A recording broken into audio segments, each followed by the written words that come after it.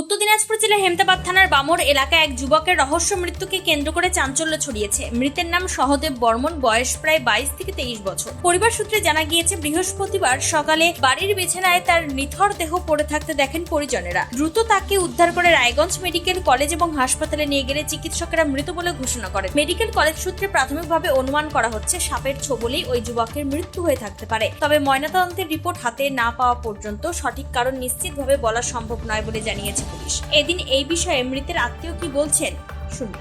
বাড়ি কোথায়? বাড়ি বাউনগ্রাম। যে মারা গেছে কে হবে আপনার? আমার জেঠশালীর ছেলে, এক কথায় ওই ছেলেটার আমি মেসো হব। আচ্ছা, কি নাম ওর? সহদেব বর্মন। বয়স কত? বয়স সেই মোটামুটি 22-23 হবে। বাড়ি কোথায় ওনার? ওনার বাড়ি বামরে। মামুর। ওর পোস্ট অফিস কি পড়ছে? ওর পোস্ট অফিস সম্ভবত বাহারাই, আর থানা? থানা হেমতাবাদ। আচ্ছা, কি হয়েছিল ঘটনা? ঘটনা ও রাত সকালে আর কি সকালে বলছি ভুল, সন্ধ্যার সময় খাওয়া দাওয়া করে ও ঘুমাইছিল।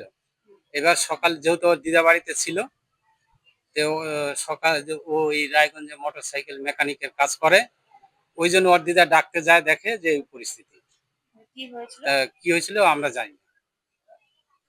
কোনো কোনো কিছুতে কামড় দিয়েছিল বা কিছু? না, তা তো যা বলতে পারবো না। মানে ডাক্তার এখানে নিয়ে আসা হয়েছিল? হ্যাঁ, ডাক্তার এখানে নিয়ে আসে। এখানে কি বলেছিল? এখানে কিছু বলে নাই, পোস্টমর্টম করলে তারপরে মানে বোঝা গেল। এটা তো আমরা সকালে জানি। আর রাত্রেবেলা শুয়েছিল? না, রাত্রেবেলা তো শুয়েই ছিল, এটুকু জানাই।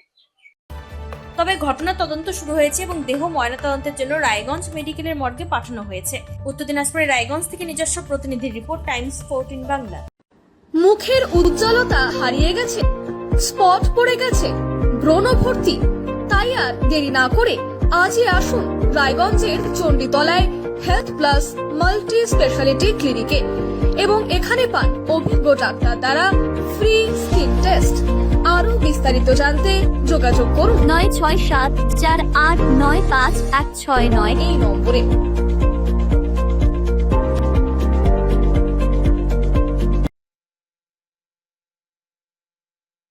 আজ তোমার বিয়ে সাজলো নতুন সাজে,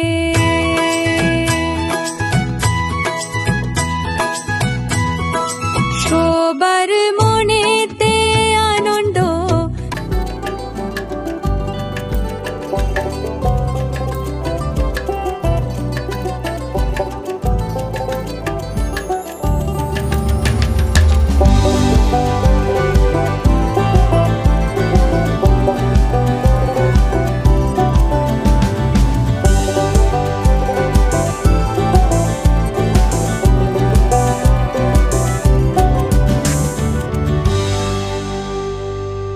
আরো নিত্য নতুন ভিডিও পেতে এবং তথ্য জানতে আমাদের ফেসবুক পেজকে লাইক ও ফলো করে রাখুন। সেই সঙ্গে টাইমস 14 বাংলার ইউটিউব চ্যানেলকে সাবস্ক্রাইব করতে ভুলবেন না।